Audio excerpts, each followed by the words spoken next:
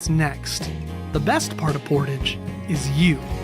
There's more for you in Indiana.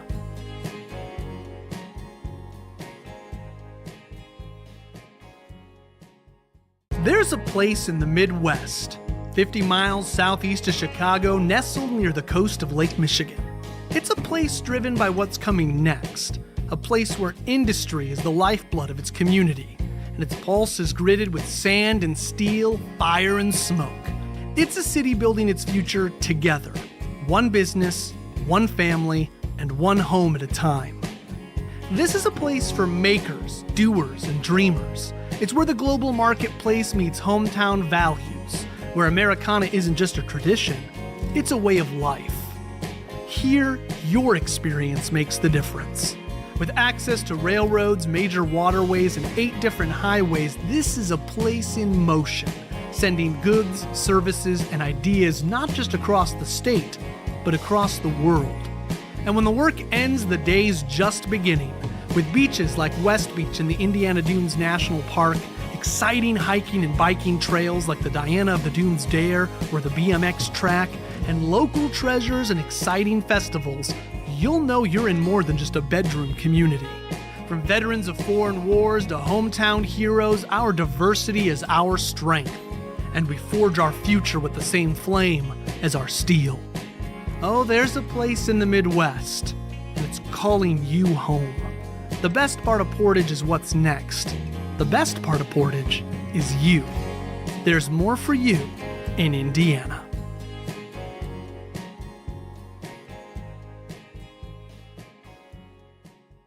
There's a place in the Midwest, 50 miles southeast of Chicago, nestled near the coast of Lake Michigan. It's a place driven by what's coming next, a place where industry is the lifeblood of its community, and its pulse is gritted with sand and steel, fire and smoke. It's a city building its future together, one business, one family, and one home at a time. This is a place for makers, doers, and dreamers. It's where the global marketplace meets hometown values, where Americana isn't just a tradition, it's a way of life. Here, your experience makes the difference. With access to railroads, major waterways, and 8 different highways, this is a place in motion, sending goods, services, and ideas not just Welcome to the special meeting of the Portage, Indiana City Council. Will you please join me for the Pledge of Allegiance? I pledge allegiance to the flag of the United States of America and to the republic for which it stands, one nation, under God, indivisible, with liberty and justice for all. Thank you all. Councilman Parnell, could you lead us in prayer? Let us pray together. Heavenly Father, thank you for this evening. Thank you for the opportunity we have to gather here, Lord, to take care of the city's business. We want to thank you, Father, for watching over our citizens today during this gas leak. And we thank you that no one was harmed and everyone's doing well. And we thank you for that. We thank you for our firefighters today. They had a busy day, and our police officers. We ask now for your blessing upon this meeting. May your Spirit guide us. Everything that we say and do, this we ask in the name of Jesus our Lord. Amen. Amen. Thank you so much, Councilman Parnell. And as noted, there is a gas leak going on. Most people are aware of that story. It is not a Portage line or anything like that, but our teams for police and fire have been doing a great job all day handling traffic, getting information out, keeping the public as calm as we can be and as safe as we can be, and it's appreciated. Something I can share at this time, although it's not been, well, it's being written and being put out. They are in the process right now of opening up eastbound and westbound traffic on 94, but the remaps between Lake Station and Chesterton will remain closed for now. There's a post coming out on Facebook, and then after this meeting, there'll be an all-call going out just to update on that situation. But we're thankful for our police. Our chiefs are not here right now. If they're able to join us later, that's great. But we just appreciate all their work, and I appreciate everybody calling and checking in on me and checking in with each other on this. So thank you. Liz, could you do the roll call? Absolutely. Mayor Bonta. Here. Councilmember Alvarez. Here. Councilmember Weidenbach. Here. Councilmember Geishurst. Here. Councilmember Bob Parnell. Here. Councilmember Vasquez. Here. Councilmember Penny. Here. Councilmember Zilli. Here. We have unfinished business, the second reading of ordinance 2419, restating rates and charges for the City of Portage municipal stormwater and sanitation utilities. Attorney Graham, does it need to be reread, or having been continued from the previous meeting, I guess I'm just asking, do we need to read it again here? The ordinance itself does not have to be reread. Thank you very much. I know that we talked a great deal about this at our last meeting, and I got a lot of people who complimented a lot of different people, council people, and myself, and myself too with my little boxes, although everybody kind of learned how bad my handwriting is. Tracy, Dan, Commenda, Buzz, thank you all, and I know right now, I think, Tracy, you're prepared to come up? Thank you.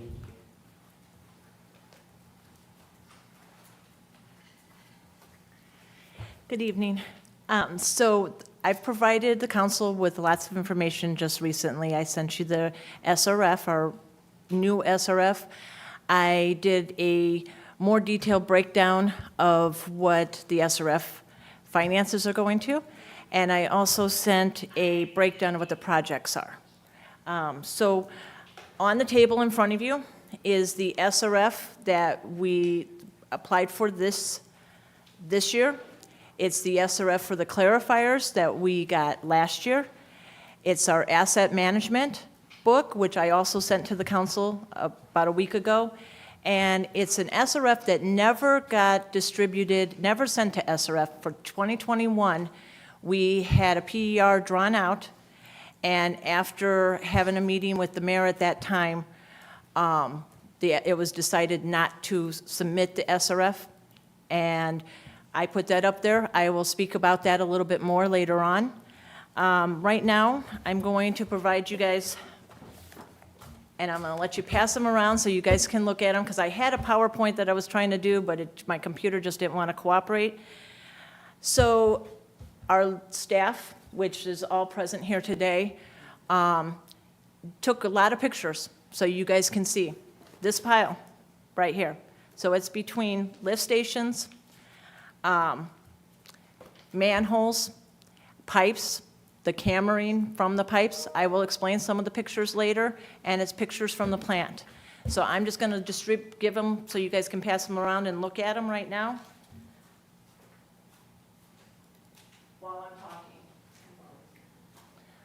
while I'm speaking.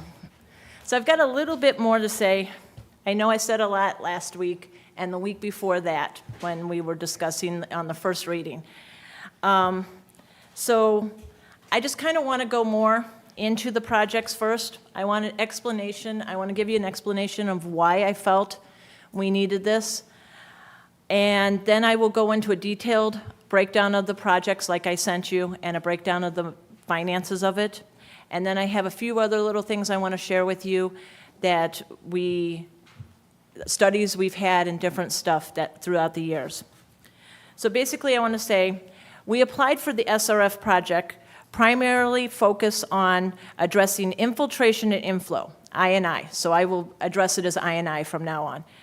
And known deteriorating infrastructure within the collection system, as well as replacing non-compliant wastewater treatment plant equipment.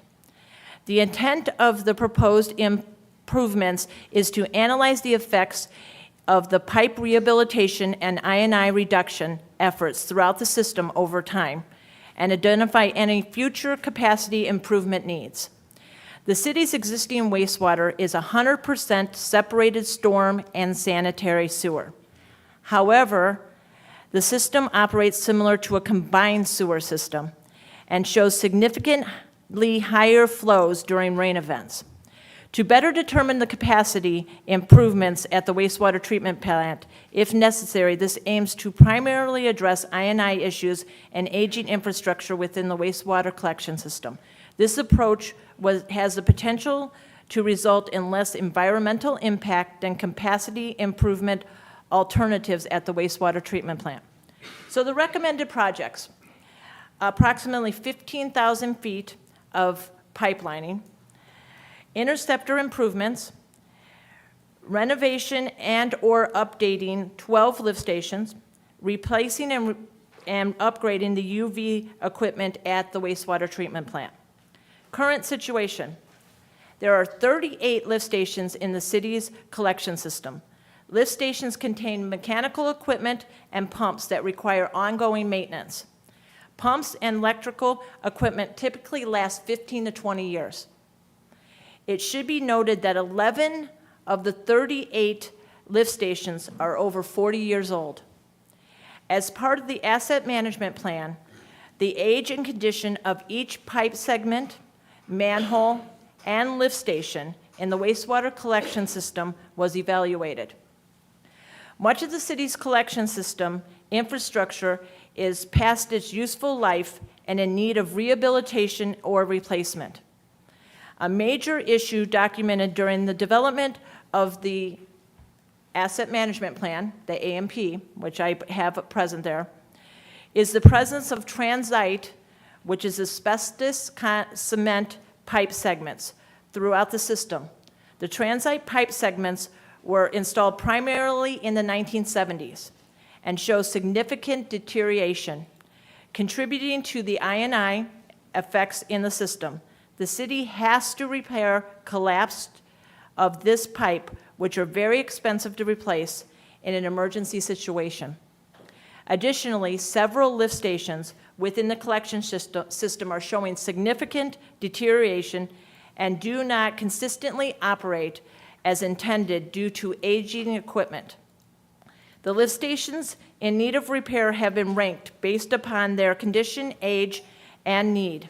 The high-priority lift stations are in critical condition and have been associated with sanitary sewer overflows. Much of the existing collection system is aging and mainly consists of aging, reinforced concrete pipe that has significant inflow and infiltration. Having I&I in a sanitary system is problematic because it reduces the available capacity of sewage and eventually reaches the wastewater treatment plant where it must be treated, causing the city to incur treatment costs to otherwise clean water, so stormwater, and reducing the available capacity at the wastewater treatment plant.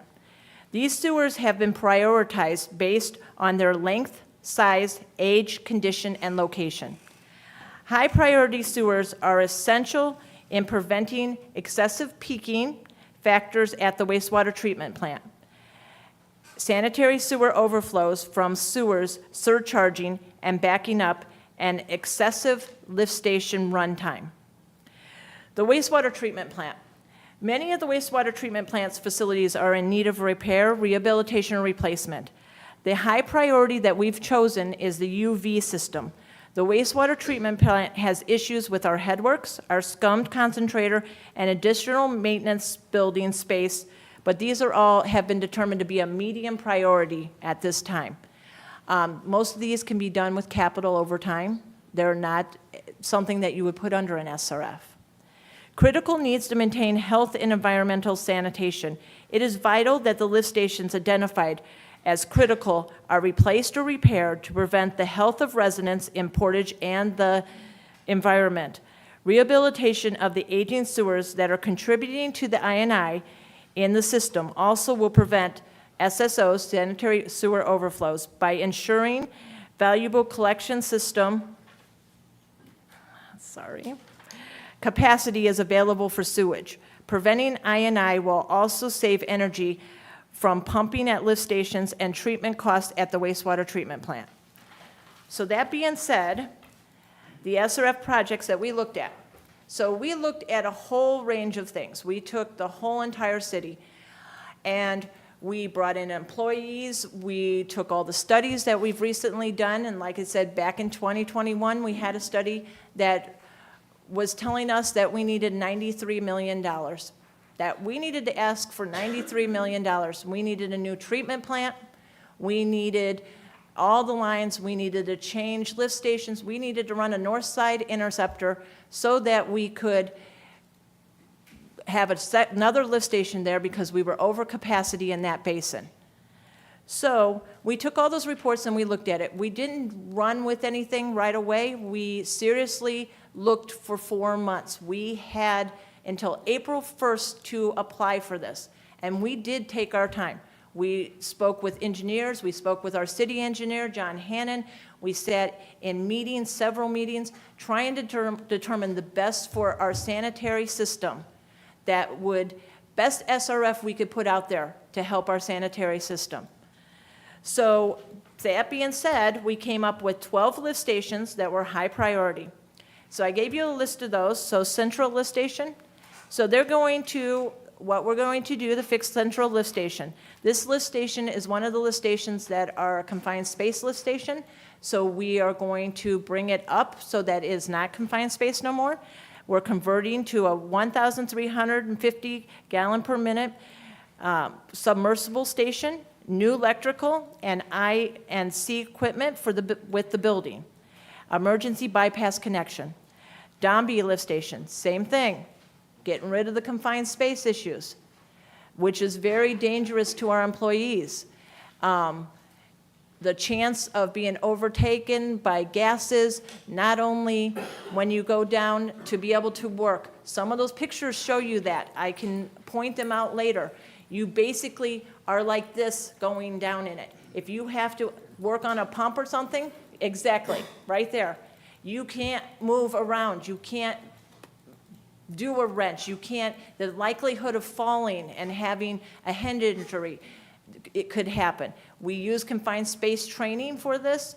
Our guys have all the training that they need, and they have all the vests and everything for confined space, but an accident can happen.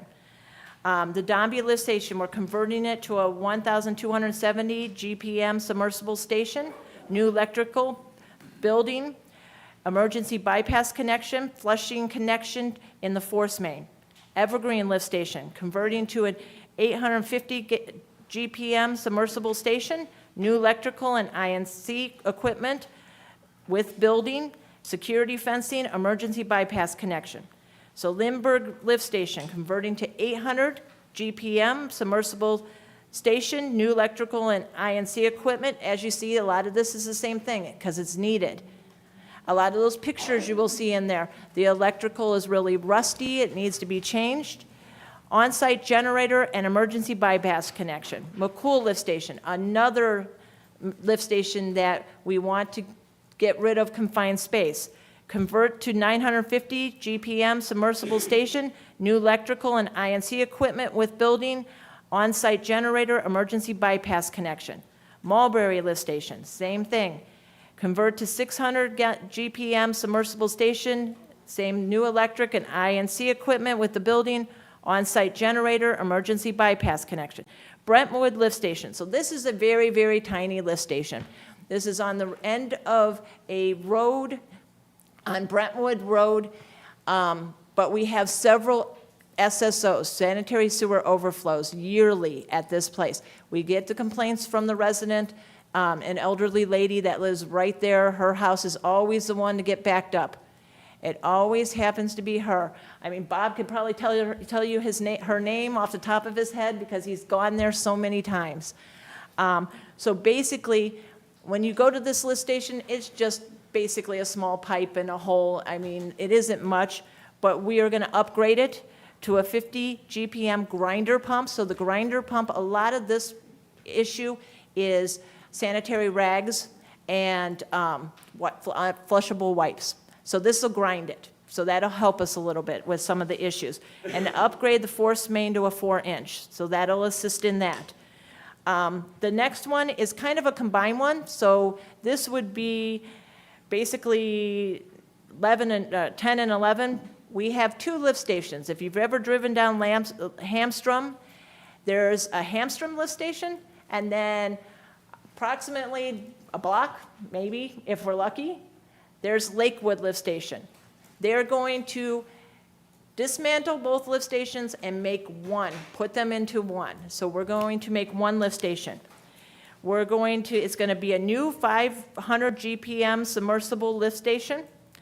We're going to abandon the Hamstrom and Lakewood to combine and make it one lift station. So of course, it's going to need everything. O'Hare Lift Station would be the 12th. This is to convert to a 50 GPM grinder pump station. This is another small one.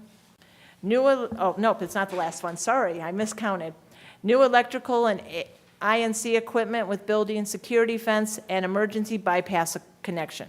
Then we have Sandwood. This one's a small one also at the end of Sandwood Street. This one would have security fencing because it's just basically right there. There's no security fencing or anything, and emergency bypass connection. Then our last one is Salt Creek Lift Station. It's going to be getting emergency bypass, new electrical, and INC equipment. So if we go on, the next thing we looked at in the SRF was the wastewater treatment plant. Like I said, our last SRF spoke about getting a new maintenance building. It talked about scum concentrator replacing it, and so this was the one we applied for in 2023. It spoke about the UV. So when we looked at everything, a maintenance building's nice. Ours is falling apart. One of the pictures in there, you'll see the maintenance building. I can show you. But it houses our equipment. We can find another place for the time being for that, or come up with a pole barn idea or something. We did not see a reason to use SRF money for a maintenance building, another place to store equipment. We also, the scum concentrator was something, so basically it's a $400,000 piece of equipment, which is costly, but we're gonna replace. We're gonna just take it out, and our maintenance guys are just gonna replace it. That eliminates the engineering costs and all the stupid little costs that we're gonna get if we ran it through SRF. So we will do that with capital. So that left us with the UV. Basically, the UV is important. Our UV it's older, it is starting to fail, where we need better. We have not had any violations, but it does not meet the 10 state standards. And so we need to come into the new age and meet the 10 state standards like they like. So the third thing that we looked at was pipelining. So basically, I don't think I need to go through it. I think it was self-explanatory. We chose the high priority ones, the ones that needed the most, and we did so many feet, and it says how many pipes it is. So these are the ones our staff looked at, we looked at, and our camera truck driver looked at and said, these are the worst, and we high prioritize them to get the most lining that we can. Like I said, we are also going to so with doing the solar project that we got with this last SRF in 2023, we get something called IRA credits through taxes. So at the end of the year, when the project's done, which they are guaranteeing us they will be done by December, so in January, we can apply for our tax credits. Baker Tilly has been working on that for us. Right now, we are at 40% of being able to recoup that much, 40% of the IRA credits. We have to prove that everything's made. They call it BABA, Built in America, and everything's from America. So we had to approve all that, and we've passed that. There's two more little things that might give us 10% more. They're kind of looking at the area we're at might be a kind of lower income area. So the treatment plant might be housed in a lower income area. We do have the trailer parks and that kind of stuff around there. So they're looking at that. We just applied for that about a month ago, so we'll know more about that in a month. But all of that money, whatever it is that we get back, is going to lining. We have already told SRF we are putting it back into our system to line more of the medium critical pipes. And every year we're putting that in our budget to be able to line more pipe area. So I don't think I need to go through them unless you wanted me to. So the fourth area that we looked at is the Northside Interceptor project. So in this project, it's a new 3,000 GPM lift station, a new lift station, 14-inch force main, upsize U.S. Steel lift station, pumps to 1,080 GPM, reroute U.S. lift station main, force main, and a 24-inch interceptor. So the reason for that area, I know we've been hearing a lot of rumors about the reason for that area, but the reason that we looked at it was, again, going back to the study that we did in 2021. The study in 2021 took a basin area, which we just kind of break all our areas and we call them basins. So that area, which is along 20 and up into the industrial side of the town, was Basin 15. So we're basically saying in the Basin 15 area that if any additional growth, we already know we have SSOs there. We've had at least, I'd have to pull the reports, but I believe there was at least 8 of them in the last 6 years that we've had in that area. The operators at the lift stations know how many times they get called there for high flow. This is basically Southport gets, before it comes to the plant, it gets all of the Ameriplex, the port, and US Steel, and Precoat. So the study in 2021 that didn't get submitted to SRF, Commonwealth did it, and like I said, it's present up there. Again, like I said, it was a $93 million project. I have listed here for Basin 15, Shepherd Avenue and SR State 249, which is the US Steel lift station. Any future growth in those areas, in the north side, houses, industry, any future growth, we will be 314% over capacity on that lift station. Southport Road, Ameriplex Drive to Willow Creek Road, that's the 18-inch sewer pipe,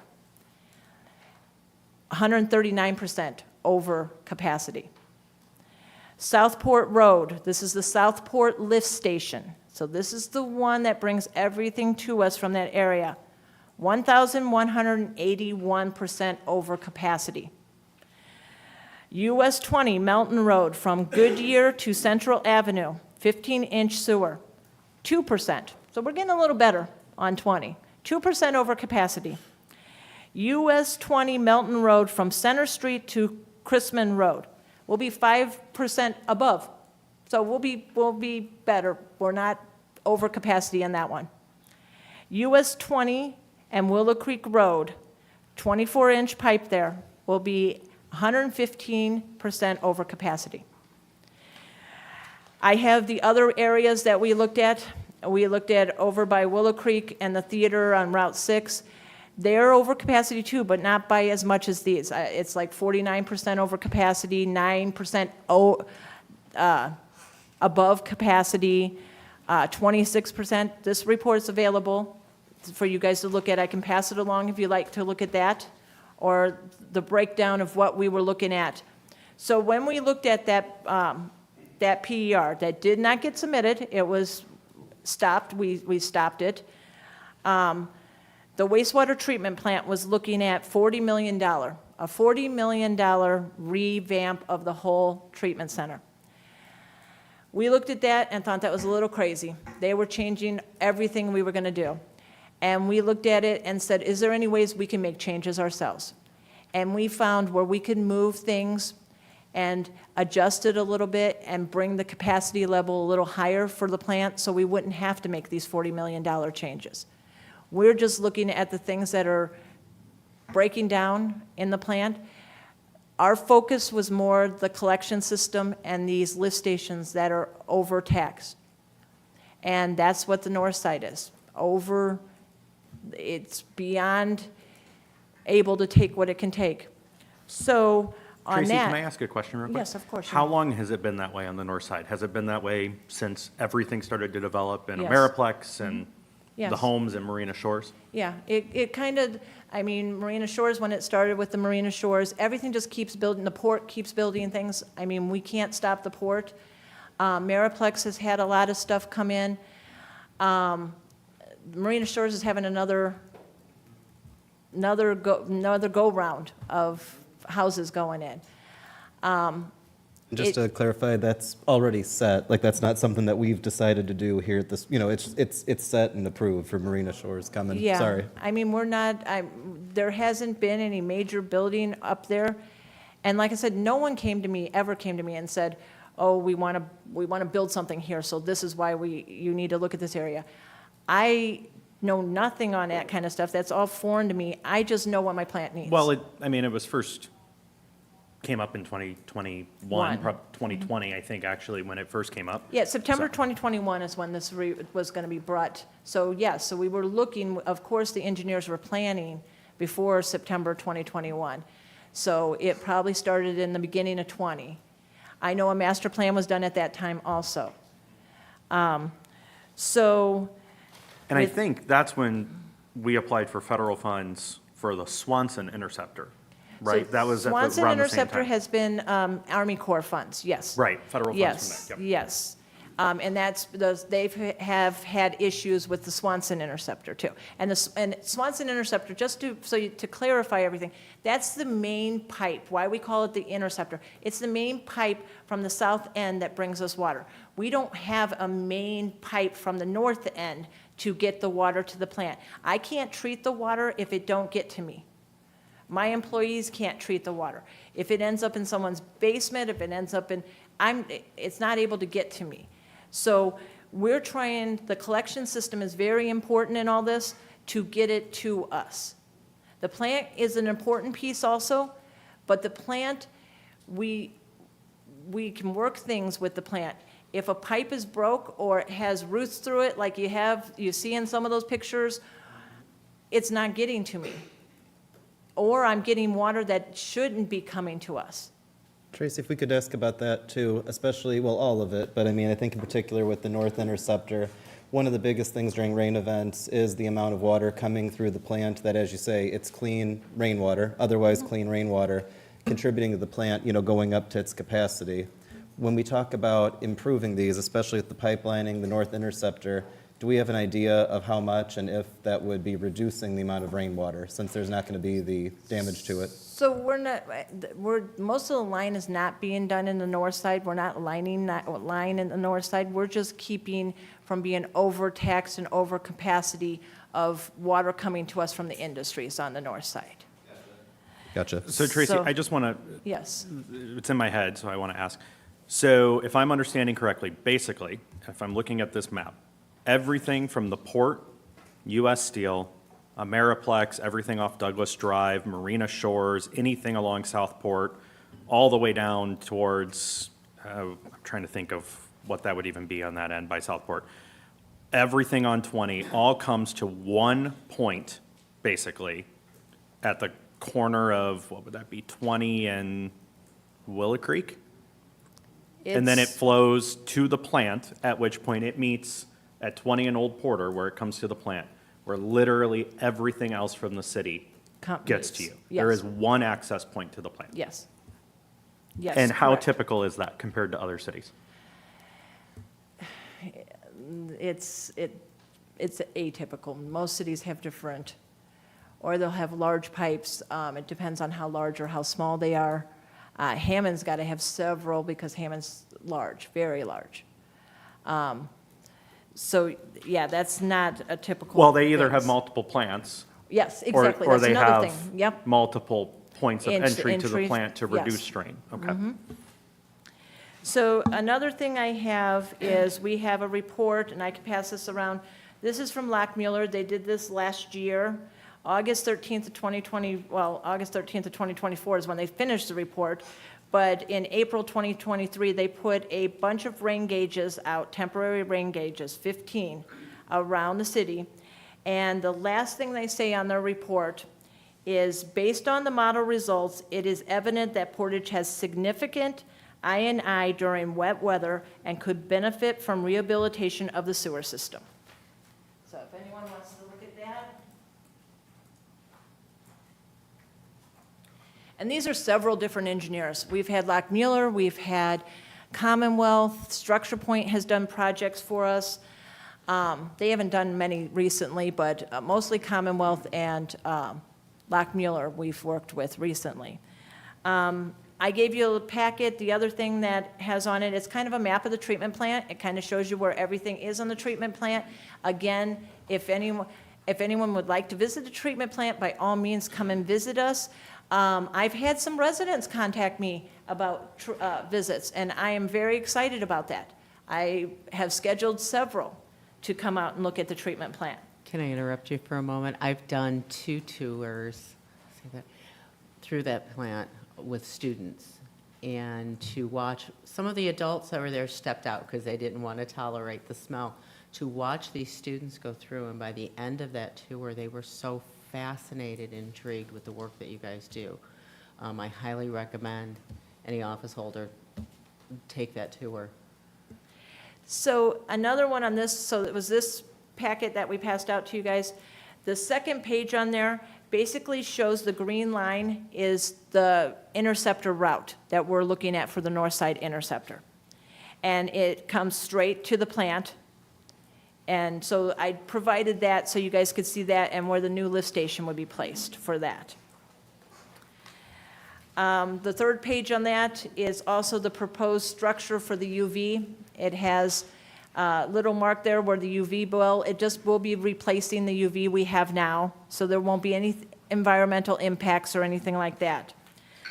The last page in that packet that I provided you guys is what was proposed for future at the treatment plant. It's been proposed to have 2 more digester basins, which this would help the plant. A proposed maintenance building, a proposed centrifuge building, which would help with our solids, and then a proposed additional drying bed, which the drying bed has been a miracle for us. That is beyond, it has exceeded our expectations on what we could, the amounts we take to be land applied.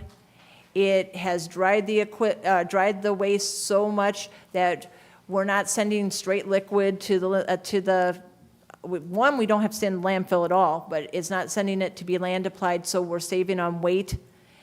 The test results are coming back phenomenal on it. It's something that in the future we could look at even applying for a permit to be able to even send it out as manure. I mean, it's been slowly looking really, really good. So that was another one. I also provided you guys with more of, I did kind of a financial breakdown a little bit more than that sheet that we did have. And that one kind of tells you, because it's kind of hard to explain that a lot of this can be administrative costs. So directly, the north side interceptor in that lift station is going to be approximately $11,654,500. It breaks it down into what the lift station itself will be, the force main, rerouting stuff, mob and demob, which I just put down as startup and tear down. What's good about an SRF, I'll explain this too. What's very good about SRF, you go through one bidding process. So if the company can do the bidding, they mob and demob all in one. You're not having to bring people back and pay for that again. If, in fact, you like the work that this contractor has done, we found this in the plant, there's deducts that can occur in your project where something might come in cheaper. You didn't expect this generator to be this, you expect to be this high, and it's really came in this. So then you get that money back, and you apply to SRF and say, I have another project. I want to do 2 more lift stations. I have this issue. I want to add my capital for this year to do more lift stations. You just keep the project going, and you don't have to rebid it. You don't have to retake it all out if you are happy and satisfied with the contractor. It just keeps things going, so you don't have to get that mob and demob cost and the bidding costs and all that kind of thing. Tracy, can you explain SRF and how that is funded, what those funds are from? So it's a state revolving loan fund, basically. So basically, the state is given so much money that they can put into a fundable range. So that, it means you get it at a very low interest. At the present time, it's looking at about a 2%. So they choose about 6 projects for that. So they give a certain amount, 100 million, they make an amount. You can only, each project that, you may have a $96 million project, but in the funding range, they only accept 25 million, the max. Anything over that can go down to what they call a pool-funded loan. So that's a little bit higher interest rate, but it's still a lot lower than what you would get if you went out to market. So the last Buzz said it was about 4%. I think that's what we got for the clarifiers. We were not in the funding range. Basically, SRF looks for bigger projects to do their funding, projects that are a lot of need. If you applied for, we applied twice with our clarifiers, and it was just the clarifiers, and even though we were in dire straits, holding our breath every day because we had 2 of the clarifiers fail, and we didn't know if we would make it through the rest of the winter with it, it doesn't matter. Sorry. They are looking to fund big projects. And they've got so many people want to get SRF. So many people have applied for these. So they do a point system. They don't give it to us because they don't want people cheating and making their project fit their point system. So we don't know what they're looking for. We don't know how they rate it. I do know that we did the $25 million, we put in for a $25 million one last year, along with our clarifiers. And it was in the funding range at that time, but it was decided not to accept the money at that time, so we have to reapply again. If you don't take the money, you have to reapply. At that time, we ranked at 6, but we were a point lower than what we are this time. We're a point higher. We ranked at 7, but someone dropped out. They were unable to meet the requirements of SRF, so that moved us up to the funding for 25 million of it. Tracy, do you mind if I Yes. just make sure I understand what you said, and I just want to say it gently and clearly. So last year, there was a $25 million SRF project the city of Portage applied for, and like you say, we don't really know how points are generated, but we know that it scored, I think it's safe to say it scored well, because we got into that range where we got it. And what we put in this year, you said it's 1 point higher? Yes, it was 1 point higher than what that score was. And not to say 1 point higher means it's, that much better, but it is to say that what we did, and I think this is fair to say, is we took a lot of pieces of that previous plan, but then we also made some adjustments and put it in there. So essentially, there are similarities, or you might even say it's amended. I'm not sure if that's the right word, but we know that it scored, a point higher. So it is to say that, to say it's as good of a project, but essentially we put in one, and then we put in, that one again with some adjustments. It came back about 1 point higher. It's to say it's, I guess you get what I'm saying, right? Yes, I do. I will say also SRF is very easy to work with as far as everything that we need to do. It is very well watched, let's say that, the money is. We have to have monthly meetings, the engineer, us, and the contractor. We go through everything, every step of the project to make sure everything's going the way each of us feel it should be going. We have a contractor, we have an engineer on site that they provide that tells us exactly, counts every load that goes somewhere, every panel that came in for the solar, they looked at and counted and made sure it was appropriate and functional and that it was what it should be. Then they, they also, we have these meetings, then it goes back and we have to all agree everything is what we're wanting it to be. From the meetings, it gets brought to the sanitary board. They have to approve any funds that go out, any change of order, anything that we change, they have to approve. From that, it gets sent to SRF. SRF's engineers and financial people look it over. If they don't like something, they kick it back to us. They kick it back to our engineers. They say, this don't look right. This doesn't look like it should have fit on the project.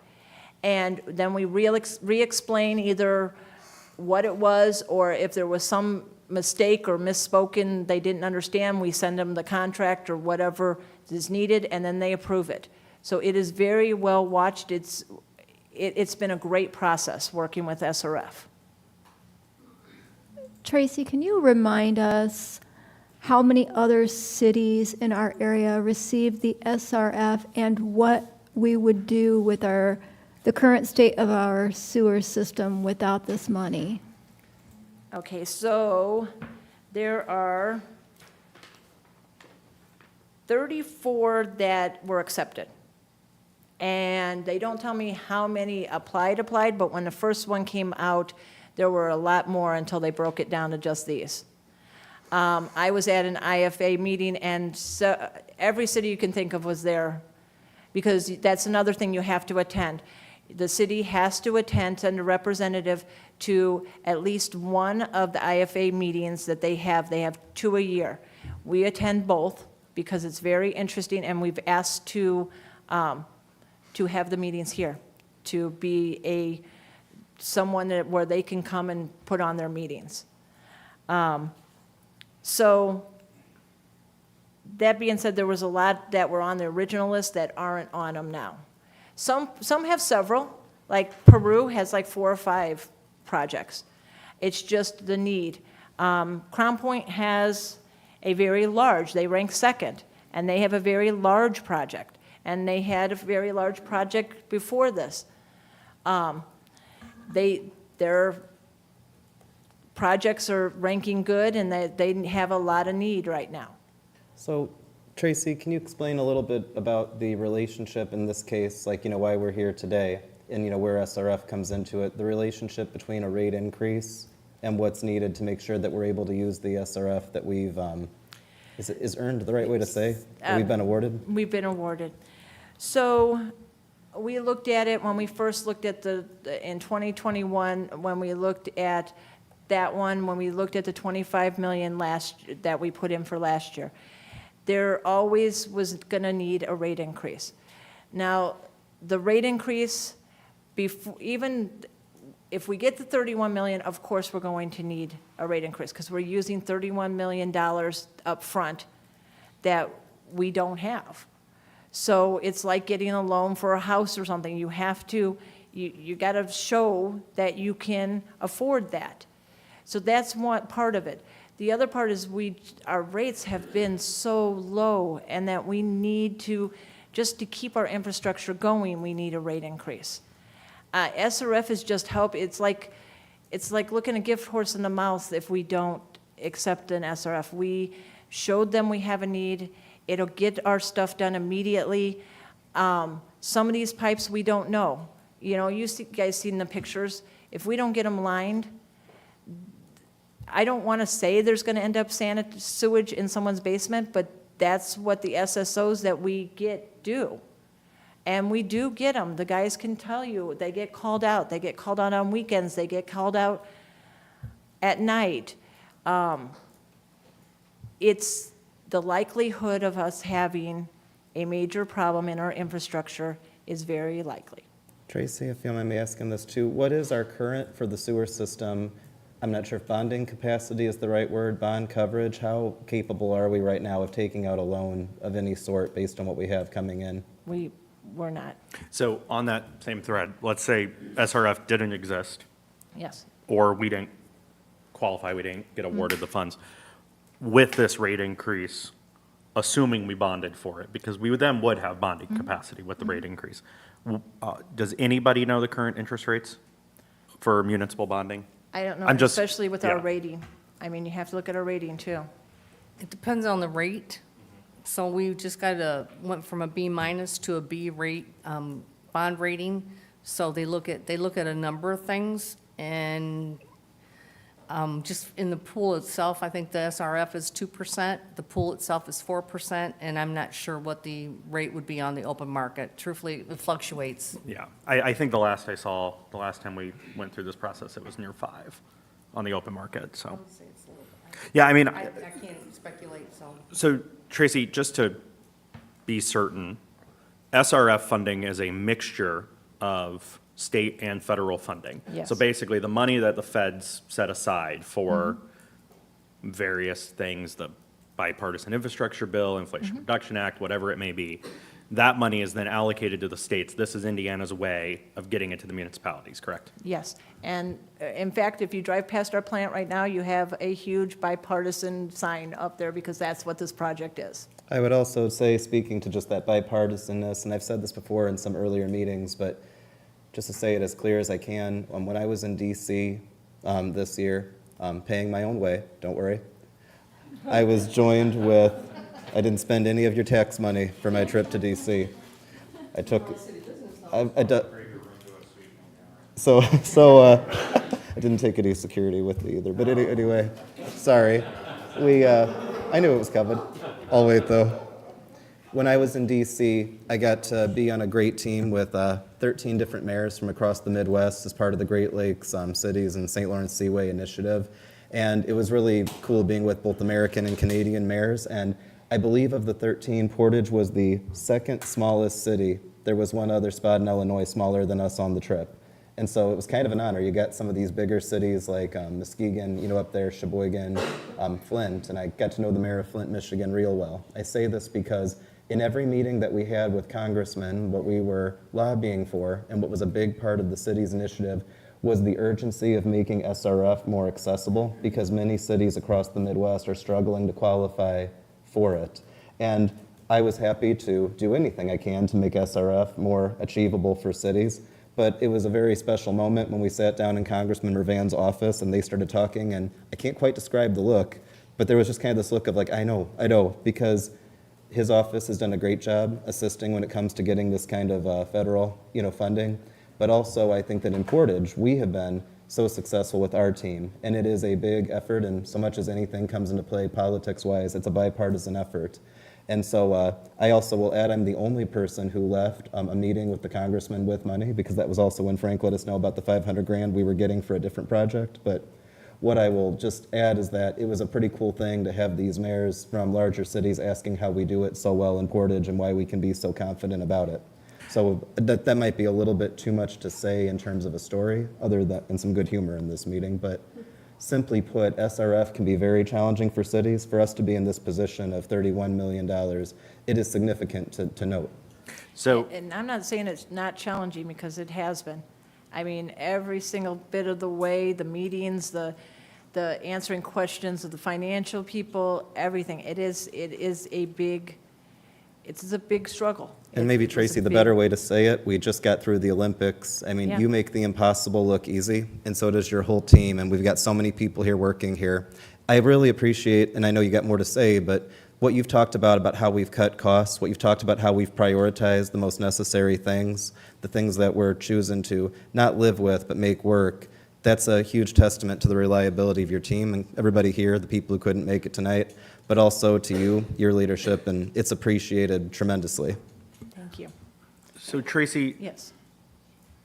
the 31 million from SRF is going to exist whether or not we up the rates. If we don't up the rates, we don't get any of the 31 million. Is that correct? That is correct, because we did, when you put in the application, it will repoint us, because we went in with, this is the possibility of what we'll have as a rate increase. We will be repointed, they will take points off. I mean, it could happen with anything else we did too, but right now, everything's going smooth. We haven't made any more changes on it or anything like that. If we make changes, if we say we don't want to do the scope no more, we're thrown out till next year. We got to reapply and figure it all out again.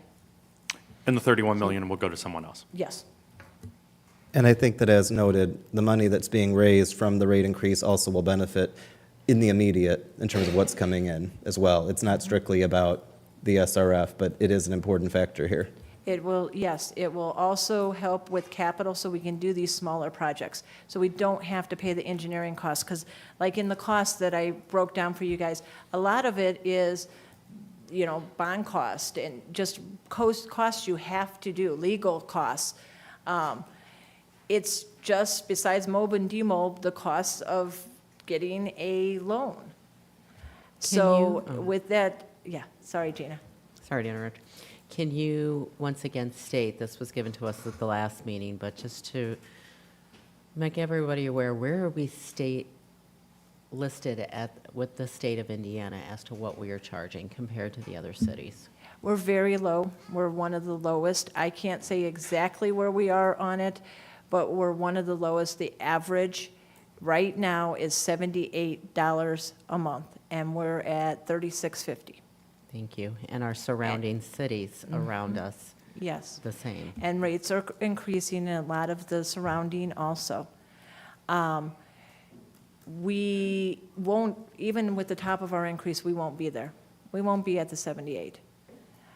I mean, it's. When you gave me that list, I looked at one of our surrounding cities, which is very small, and to see how much they charge, it's like more than double the amount what we are, but they're privately owned, and Yes. right now we are doing our best to help control that ourselves. I think where- that, to Yes. that point, Gina, and I want to be careful that we keep it on track, because I mean, I think that I appreciate everyone, how we're handling this meeting. I've had two mayors now, well, I'm sorry, two former mayors who have told me, have you considered just selling the plant and selling the system to a private utility? My answer is never. It will be over my dead body. And I think that the important part to that is the fact that by us being a public utility, one, you trust it. I mean, we've got a reputation that we can trust with how we run it. Two, we will always be able, as something that is not profit-driven. Some things in life are profit-driven. It works out best that way.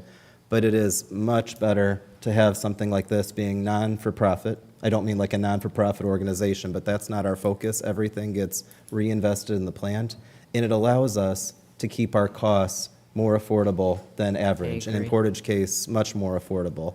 I don't even want to say unfortunately, but my heart says unfortunately. We also, though, have to raise or consider raising. I think it's no secret that I'm supportive of what we're talking about here today, because there comes a point where we must maintain, legally, we must maintain our sewer system in such a way that we can be allowed to continue as a public utility. We can always prioritize being lower than something making a profit.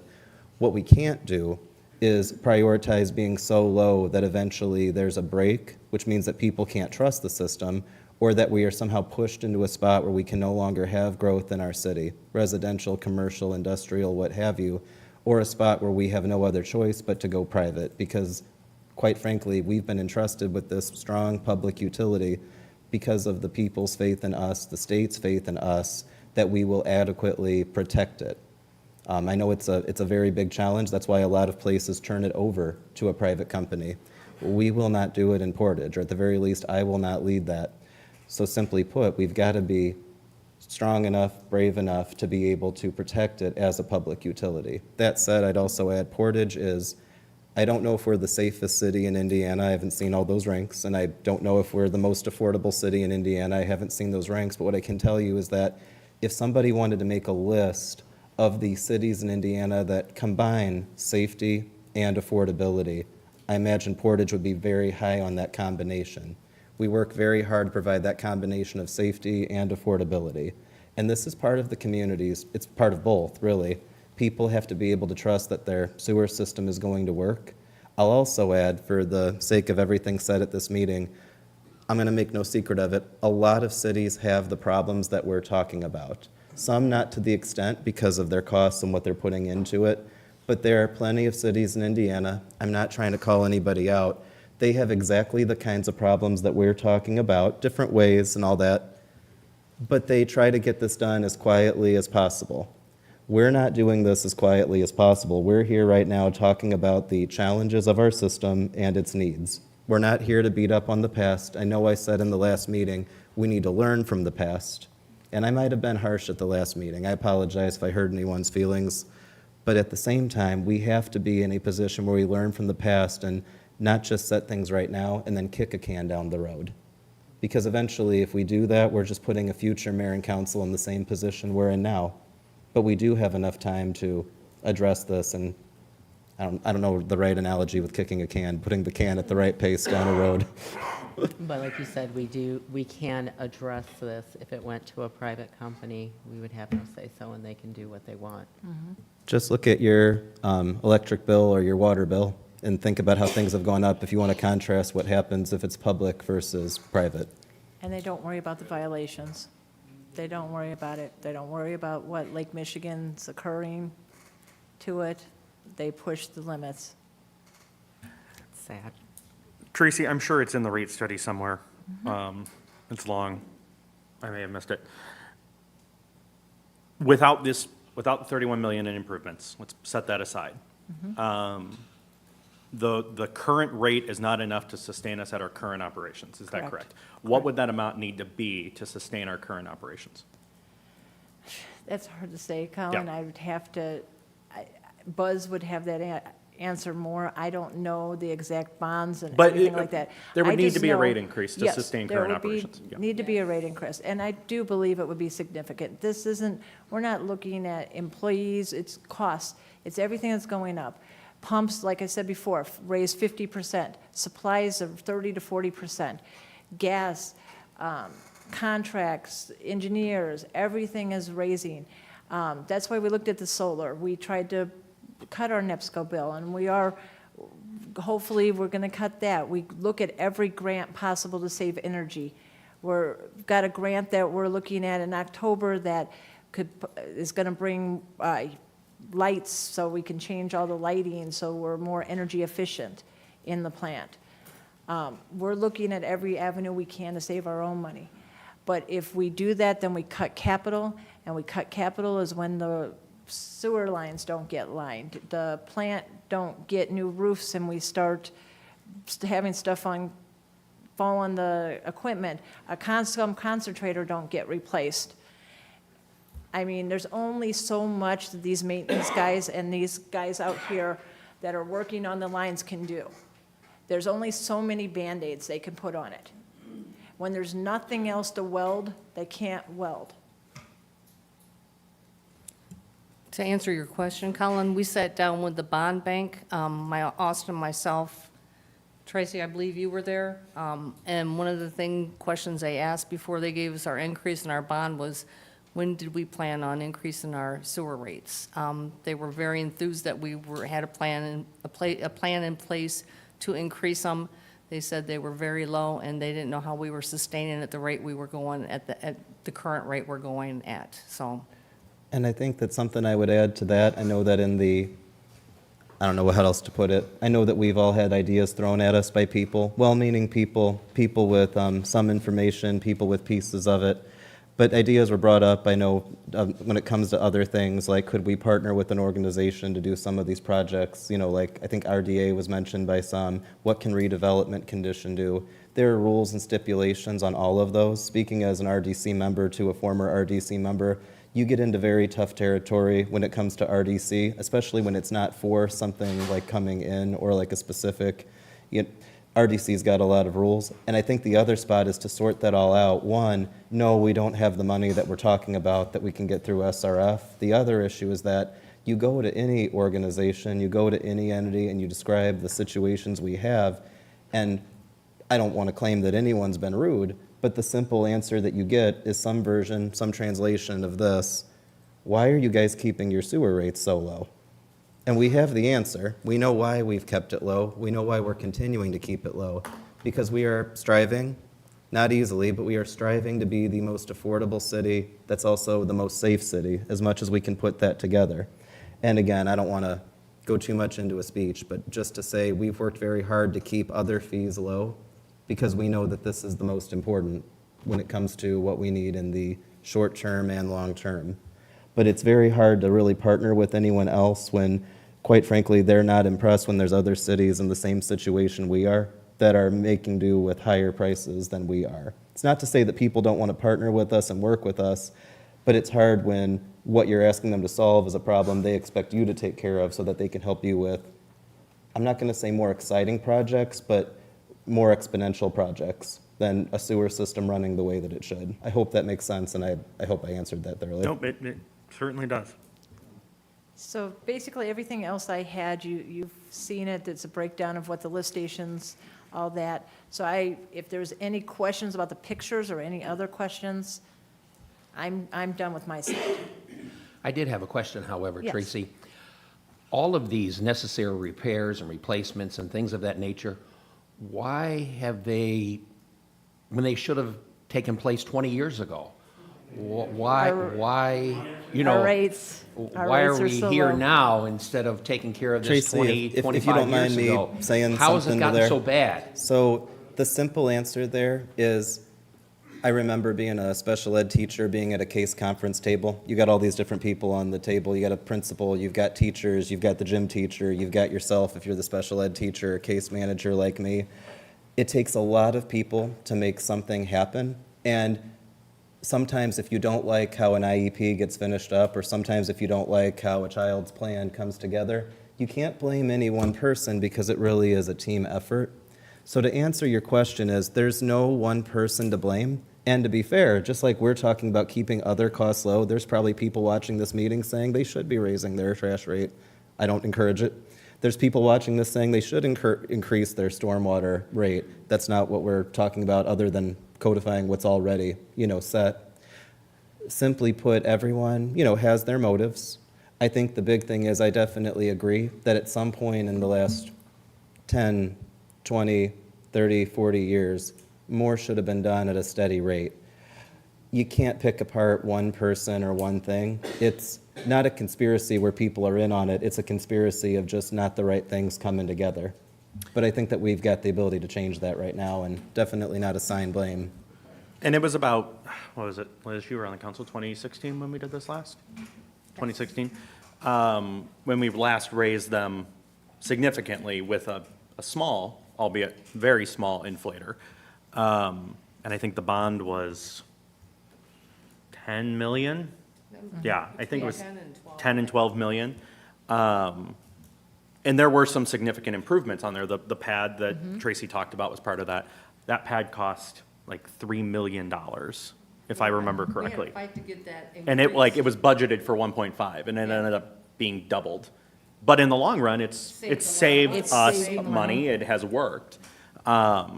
There was money set aside because it was a stormwater and a sanitary bond at the same time. It wasn't just sanitary. And quite frankly, the answer to your question is money. I mean, you have to have money. We're talking $31 million here. This is probably the largest investment Portage would have ever made in anything other than building the plant. Something that I also feel a strong responsibility to say is that Mayor Sue Lynch, my predecessor, everything that we're talking about here, what Tracy's presenting on, from my perspective, again, you can go back and say that each mayor did something, but for me, Sue really got this process started with the clarifiers. I would agree. I feel that this is not just bipartisan, it's nonpartisan. The work that she started, I'm continuing. And I don't know exactly how she will feel about that being quoted, but I know that we talked on the phone last week, and I appreciate her encouragement as we discussed it. The main thing I mean to say about this is that this is something that's been known, and so we can talk about what should have happened 10 years ago, 20, 30, to some extent. But what I can say about the last 4 years, and even the information that Tracy has referenced throughout this meeting and throughout her presentation, that was all done under the leadership of Tracy, but also with the work and the cooperation of Sue Lynch, my predecessor. Yes. I simply put, this is something that needs to be done. We had an election last year that covered a lot of issues. I'm very happy to be mayor. But if it hadn't worked out, if Sue were still here in this seat, I'd be there in the audience, or at least I would have been there in the public hearing, encouraging anybody who got elected who would listen to me. So hypothetically, maybe you, Bob, I'd be encouraging you guys to be voting the same way if this is what the numbers, came to. I just mean to say it just really clearly, I don't want any indication being given that this is the first time work is coming, or Austin Bonta came in and started all this, or Austin Bonta came in as the only guy that cared. People have cared, Colin has cared, Ferdinand's been part of the team that's done work on this, and Gina's been part of the team doing some work on this. But I especially want to state that I appreciate my predecessor and the work she got going. Yeah, Sue And did a tremendous amount on I this. think the other part of this is there's significant money that is now available for these projects that didn't Yes. exist 4, 8, 12 years ago.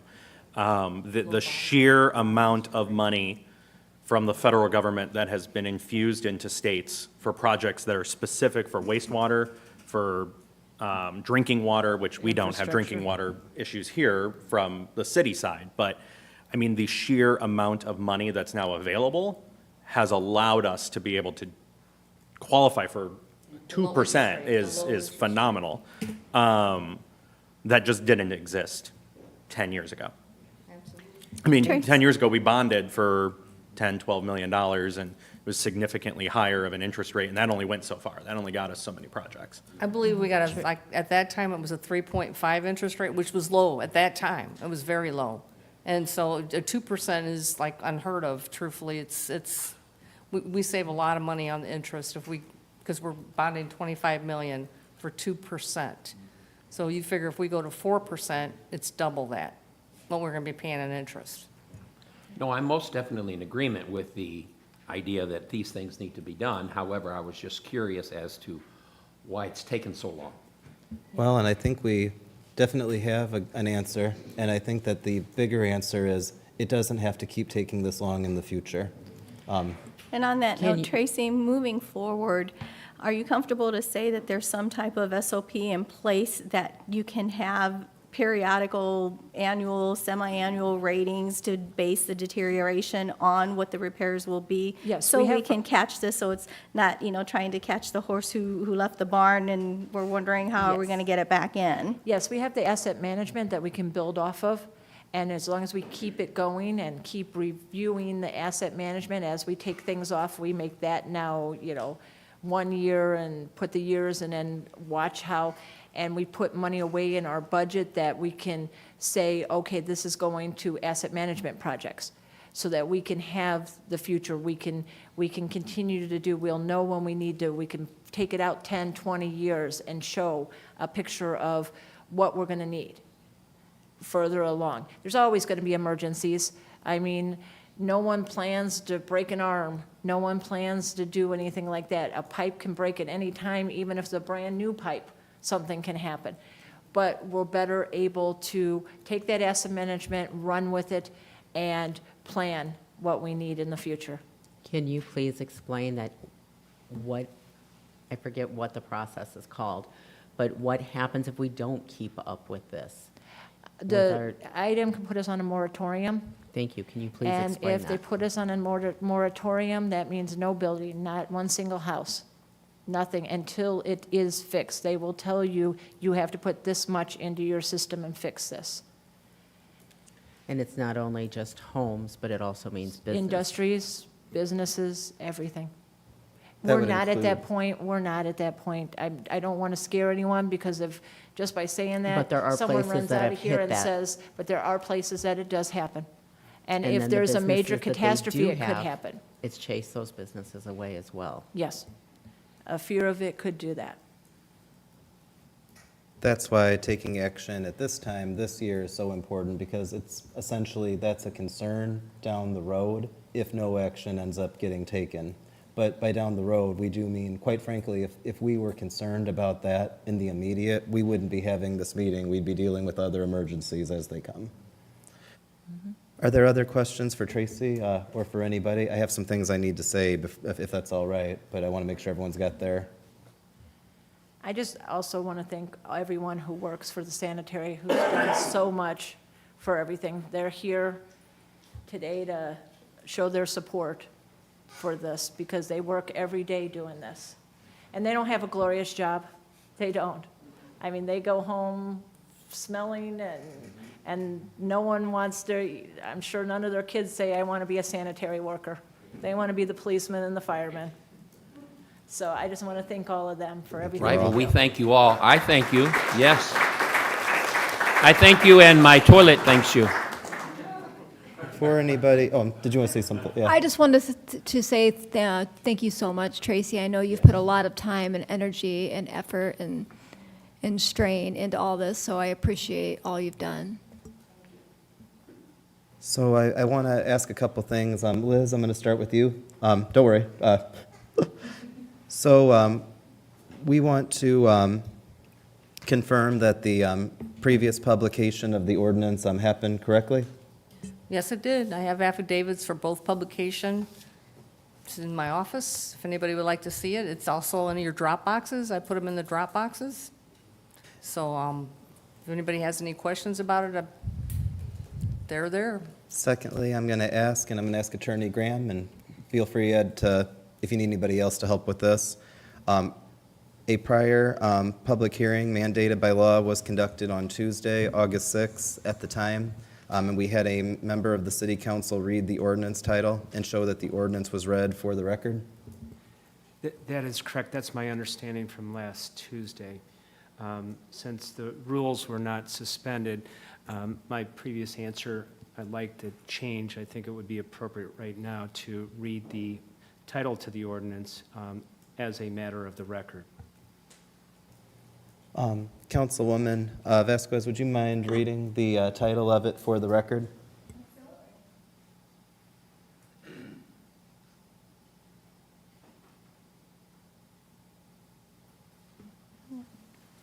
Ordinance number 2419, an ordinance restating rates and charges for the City of Portage municipal stormwater and sanitation utilities and amending rates and charges for the City of Portage municipal wastewater utility.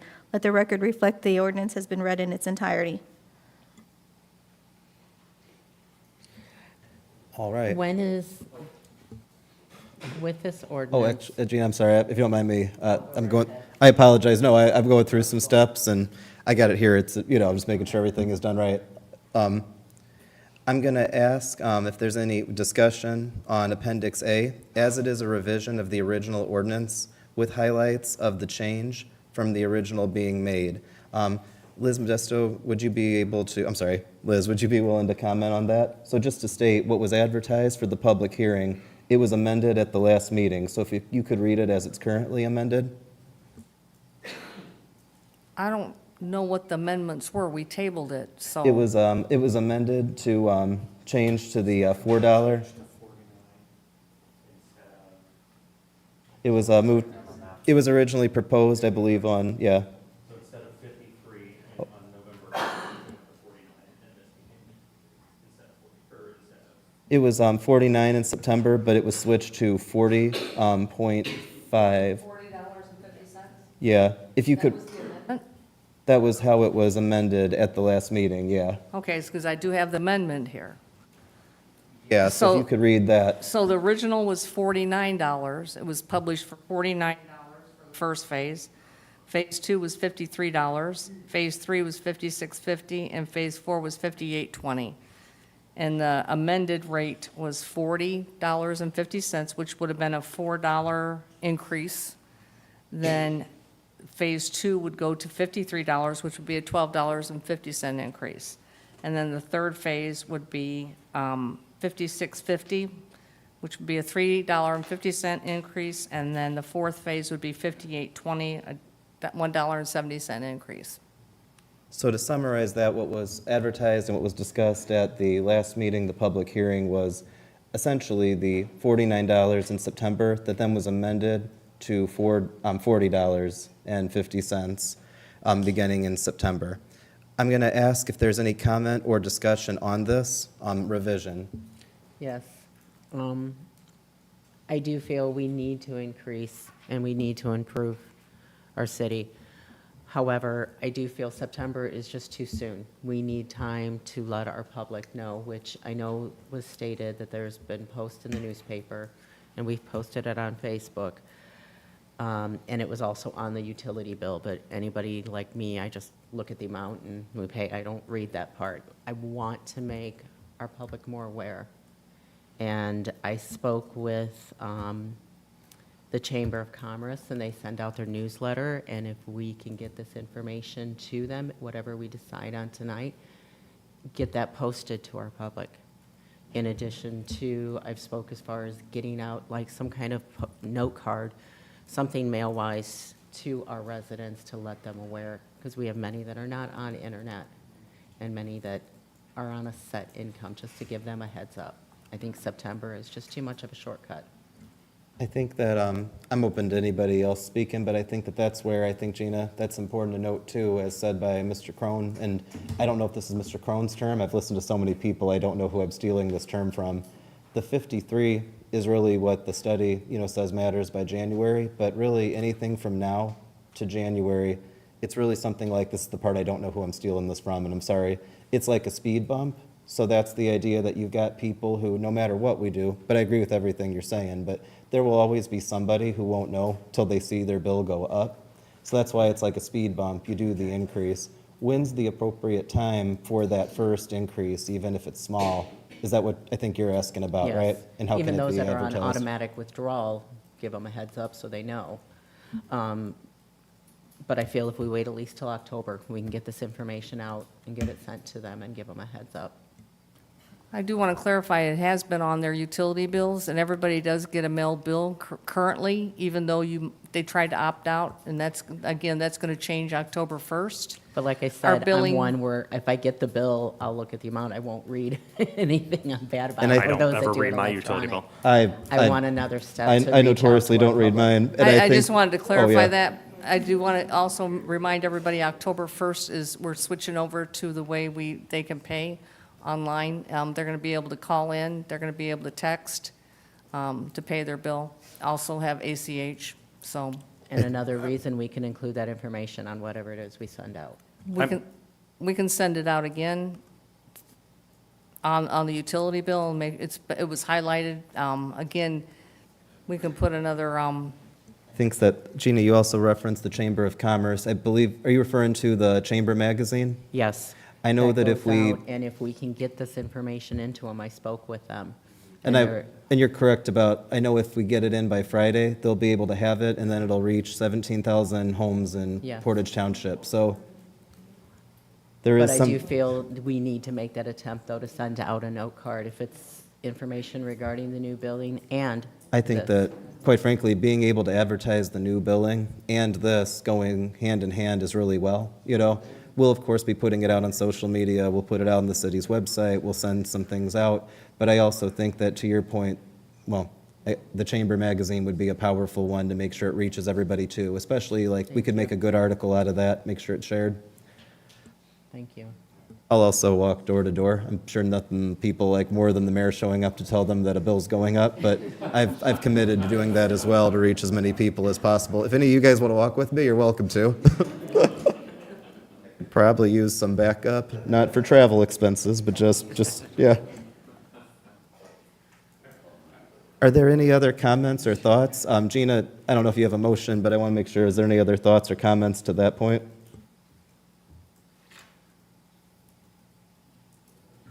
So I'll make a motion to delay the passage of this rate increase for another month to allow the information to be put in the Chamber of Commerce magazine. I will second that. Wait, hold on.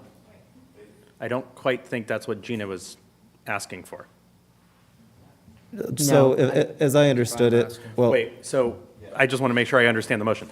Are you saying you want to delay considering passing the entire thing until next month, or pushing the $4 increase from September to October? Right. I would like to make a motion to approve the rate increase with the intent that it's not until. But there was a motion in a second, so I just want to be clear I might what have, Ferdinand's motion was. I might have been misunderstood. Ferdinand, can you clarify what your motion Correct, was? so my motion is different. My motion is to table the increase in its entirety. Thank you.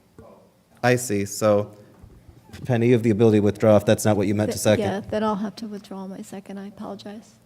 So we have a withdrawn second, but regarding Ferdinand's motion, do we have a new second? And if not, then Gina, you can make your motion. I would like to make a motion, because I do feel we need the increase, but we do need some time to let our city know. So I make a motion to, I don't want to word this the wrong way, to approve the increase, no? In October. So Gina, that is to say you're asking for the $4 increase to happen effective October, and then everything else as currently on schedule. Can you Yes. say that? Go ahead and repeat that. Yeah. May I interrupt for just a minute? Please. It might be a little bit cleaner on the record if it's a motion to adopt an ordinance number 2419 as recited by Victoria, and then to delay the enforcement of the increase until the date selected. Ed, would you say it's good to say to move phase one to October? And then that way the rest goes in where it's scheduled? whatever the council members' desires are here. Wait, I'm confused. So the first increase, phase one. That's not what I'm confused about. Okay. Gina is specifically asking to amend the ordinance in front of us, which takes priority over any other motion on the table. So shouldn't we amend the ordinance first to what we want it to reflect and then have a motion to adopt the ordinance as amended? Correct. I think that's cleaner to be clear of what the amendment was.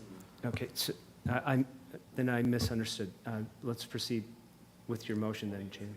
So, I'll make a motion to amend the ordinance to have the Phase 1 increase effective October 1st, 2024. And I second that. In the amount of $4, correct, Colin? Correct, it's just moving the date. as it's phase one, and that was what I was trying to say. I apologize. Thank you all for getting us through this. We're I'll not gonna let second that motion.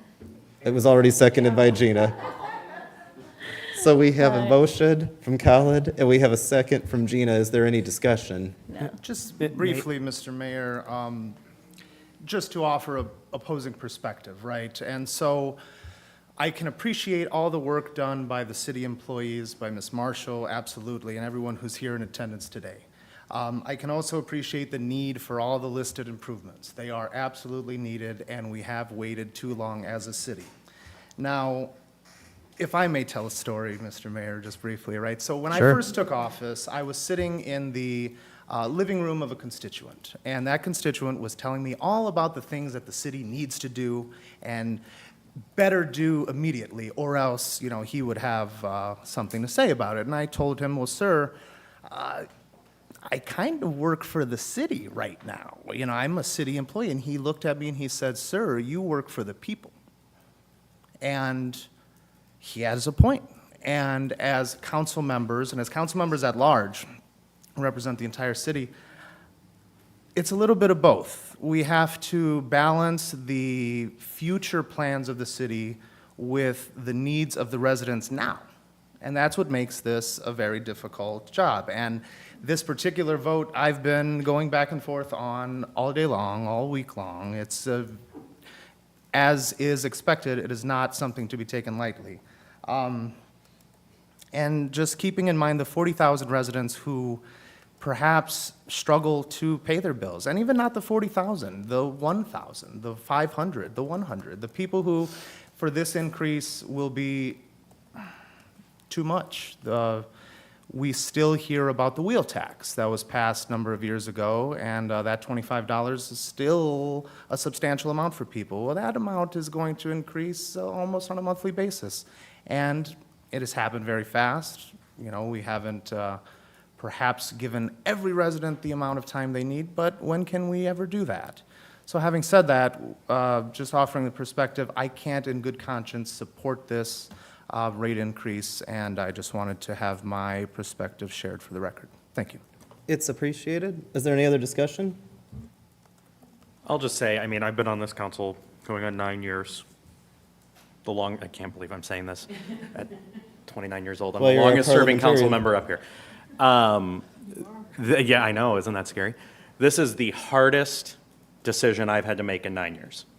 The absolute hardest decision. There have been a lot of votes on a lot of fee increases in 9 years, and this is the hardest one that I've ever had to make. And I think for the rest of you, this will probably be the hardest decision you'll make this term. Like, this is a substantial increase for a substantial project. Portage has never seen a project like this. And I just want you to know that this is very hard for me as well. Even having been up here for 9 years, this is very hard. And I That's agree. also I- appreciated. Oh, I'm sorry. I agree. This was very hard to make this decision, but I look at the list of these things that are going to be fixed and worked on, and a lot of it's my district. It's my family, and that was one of the reasons why I ran. We need to encourage people to take pride in the city, and doing this is definitely. That is also very appreciated. Anybody else? I guess last thing I'll say, you know, to this, I know we've got a motion and a second, is really just as said, there's never a right time, but there is a wrong time to wait. And I think that that's really what this is about. I think that, well, we'll go ahead And oh. before that, Mr. Mayor, I will say, thank you all for moving this to a special meeting. I know I wasn't at the last meeting, I was out of town, so I appreciate taking my email to heart and moving this so we can have more time to discuss it and more time to hear, so I do appreciate you all. Colin, we moving that. Thank appreciate you, and I promise you, I don't think I could have ever let this happen without you, because you are just, you're a respected member of this team, and so is everybody here. Okay, so we do have a motion, and at the moment, the motion is to amend what's proposed. So this is not the doing it itself, but changing it from the $4 increase starting in September, going to October. Liz, can you do the, oh. I just want to be clear, Tracy, this is not going to affect the SRF funding, correct? Liz, can you do the roll call vote for this first part? And Mayor, if we could just have a clarification that that's to be instated on October 1st and not just generally in October. Is that? That was your my motion. Yep. October 1st. All right. That's what I have.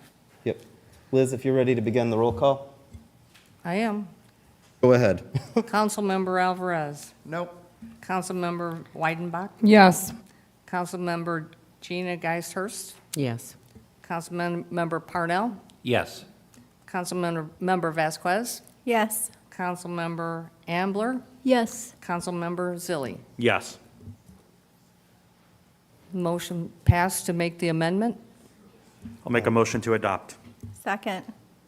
We have a motion to adopt. Any discussion? Hearing none, Liz, feel free to give the roll call when you're ready. Councilmember Alvarez. Nope. Councilmember Weidenbach. Yes. Councilmember Gina Geisthurst. Yes. Councilmember Parnell. Yes. Councilmember Vasquez. Yes. Councilmember Ambler. Yes. Councilmember Zilli. Yes. And it passed. The motion passed. I'm sorry, I didn't take the call.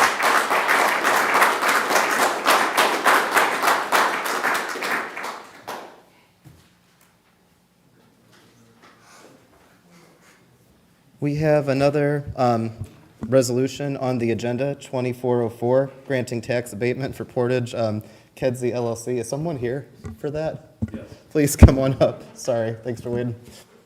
We definitely should have pushed that up on the agenda for you. Sorry about that. That's all right. Good evening, Mayor Bonta and I apologize. my name is Ryan Kelly. I'm Vice President of Development for Holiday Properties. My associate Mike O'Connor and I came before the council last week and presented a request for property tax abatement for a new building at Ameriplex at the Port. It's 88,000 square foot speculative flex industrial building. Be located on a approximate 8-acre parcel next to Bass Pro Shops. And I would love to go through the detail, but out of respect for the council's time, I just wanted to ask for your direction if you'd like me to kind of present that detail again or not. So I wasn't here for the last meeting, apologies. Okay, I did all right, watch it. sorry but, about that. So this is a spec building. Do you have anybody confirmed as a user? We have no pre-leases signed right now, and the reason this would actually be Holiday's 9th spec flex industrial building that we will have done at Ameriplex. We don't do spec because that's, how we like to draw it up. It's just how we have to react to the market. Right now, we have no space. We get field calls and inquiries all the time. The market wants space now, and when we say we can deliver this, we have a building on the drawing board and we can deliver it to you in 8-9 months. They move on down the road. So this has kind of been a playbook out of necessity as far as building spec buildings. We've been very successful with them. We've always filled them up and filled them up quickly. Tax abatement has and is been just a huge important tool to use. Businesses are going city to city, state to state, looking for really the best, their lowest way of having their lowest operating cost. Property taxes get passed on two businesses or tenants in a building. So this, having an abatement, it allows them to anywhere from $1 to $1.50 a square foot less on operating costs. So it's, So I imagine with this, we'll also, oh, apologies, when we see at some point someone to fill the building, we're also going to see a personal property abatement request from that tenant, right? personal property abatement? Like typically we see both of them from businesses, so I imagine we'll see both. This is just the real property abatement now? This is real property tax on the shell building. Right, and then they'll come at some Yes, point if for they their do, abatement yes. on Yep, real, on sorry. their personal property. Yeah. And then this building, it's, it's really the architectural quality of the building is kind of what you can see at Ameriplex now. It's high-quality construction, high-quality materials. And really, we've designed it, it's flex industrial, really allows a number of tenants. It could be anywhere from 1 to a maximum of 6 tenants or businesses to come to Portage, use this building as space for their operations. Allows for a flexible layout and different uses. We'd be looking kind of at the mix that we've tend to bring in of businesses, whether that's light manufacturing and processing or distribution and warehousing. It affords the business to have a nice professional storefront, and then grade level drive-in doors and or dock doors or both for operations. We have buildings 24-foot clear, so allow a minor degree of racking. And like I said, they're really just trying to be flexible, and that's kind of what we've done with all the existing flex buildings out there, to really open ourselves up to the, I guess, kind of a wider net to capture as many businesses that are looking for space. Tracy, oh, I'm sorry, go ahead. I was just, you may or may not have an answer. What's the longest Holiday has had one of these sit vacant? Sit Or at empty? least 75% unfilled? You know, I think it was, honestly, I've been with Holiday for 24 years from the start of the park, and it's probably, we did a speculative 500,000 square foot building, and that sat empty for probably a little over 12 months. And that's a 500,000 square foot, though. So we're looking for a different type of user, for sure. But generally, our last building was the Diversey building, and that, I think was in 2021, I believe is when we completed it, and that filled up, and it was no longer than 12 months. I think within 12 months, that was 100% occupied, and that was, I think the Diversey building's 60,000 square feet. And if I may, sir, how many restrooms does your facility have? How many? That is a good question. It actually is a good question. Okay. Say, I can't tell you exactly right now, but it's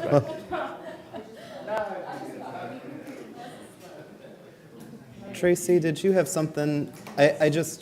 I don't know. I thought Tracy was smiling about something else, but there might be something that needs to be said. Yes, so, does this one work without, okay. Works So without. basically, I've met with them after the last meeting, so I'm not against tax abatement or anything like that. I'm not really here to speak about that. I'm more interested in, once they find people to fill these areas, that they are given the correct information on what to do pre-treatment-wise. There has been 3 industries that's moved in, and it's taken a year and a half for us to figure out they're there, and that they discharge water. So we're supposed to meet to discuss this a little bit more. Yeah. But my problem with just an empty building is that people move in, they don't know the city's regulations that well, and they are doing something, they don't have permits for the state, they don't have, and they're discharging water to us, and we don't know they're there until we find them. So we just need to regulate it a little bit more, and I think by us speaking together and having a meeting, that'll be would help. But as you guys heard, the Mariplex is one of the areas. I also need to suggest pretreatment-wise, like I said, I'm putting my pretreatment hat on again, so that you guys learn what your exact capacity is, that it's required that we put that you put a flow meter on yours, the outgoing, so we exactly know, because you're given a certain capacity. And do you know what you're at right now? No, So we a don't. study by you guys putting a flow meter there would also help for us to find out how much is coming to our lift station. This isn't it's kind of a requirement that other areas have done, so that's something we'll be looking at to also ask you to do. Understand, but please recognize we don't own all the buildings, so we have certain limits on what we can or can't do, like as far as buildings we don't own. Right, but the Mariplex was given a certain amount, not those buildings. No, yep, I As get that. capacity. And you said that could be a positive anyways. Yeah, it 'cause could be a positive. calculated, Yes, we don't estimated higher know than it until actually you is. have that Yep. flow meter. It could go one way or the other. I'm not saying that we're thinking that you're way over, Yeah, by no means. and It could help either one of us. I would kind of add to the buildings coming in too. So I think there is, like, for a brand-new building, when we do a tenant build-out, it has to go down for a state design release. It goes to the building department to get a building permit. I think where the problem's coming in is after that, let's say a tenant was in for 10 years and they vacate the space, and a new tenant's coming in, they're not, and maybe we're not agree. communicating properly, hey, you need to go to Right. the city of Portage and get a occupancy permit. Yes, Yeah, I agree. so- And I think us meeting can help justify Yeah. that. I just wanted the council to know that this is an issue that we need to resolve also. Given everything that we talked about first, I really appreciate that, Tracy. And Colin, I totally see your point of maybe moving this up, but I will say that that probably helps a little bit understand why this is so important. Okay, thank you. Thank you. Did we read this last meeting, or do we need to read it? It was read at the last meeting, is that correct? Yes, it was read at the last meeting. There was some confusion about this, because I think it originally came in as an ordinance, and now it's in as a resolution, though. So can you clarify? I think that this might need to be read, is that correct? It should be read, again, just for an abundance of caution, and considered a resolution not requiring 2 readings. Okay? That was something where we appreciated you checking on that legally, Ed, because after that meeting last time, we were like, wait, something seems a little off. Well, it's legal, but resolutions are more common for tax abatements, that's correct? That's correct, because they're more temporary in nature. So, Councilwoman Ambler, would you mind reading it for us? Resolution number 24-25, a resolution of the Common Council of the City of Portage, Can I Porter correct County. you? It's Resolution 24-04. We have different resolution numbers than ordinance numbers, and it was the new one in the Dropbox should say 24-04. I'm sorry. Resolution number 24-04. A resolution of the Common Council of the City of Portage, Porter County, Indiana, approving an application for tax abatement made by Portage Kedzie LLC. Let it be known that the resolution has been read in its entirety.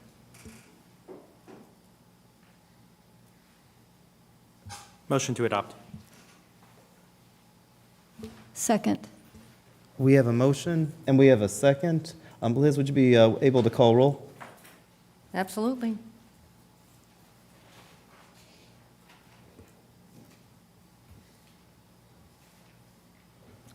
Councilmember Alvarez? No? Councilmember Weidenbach? Yes. Councilmember Geist-Hurst? Yes. Councilmember Parnell? Yes. Councilmember Vasquez? Yes. Councilmember Ambler? Yes. Councilmember Zilli? Yes. The motion passed. All right. Does anybody have a motion to adjourn? Motion to adjourn. Second. We have a motion and a second. All in favor, please signify by saying aye. Aye. Aye. Thank you all.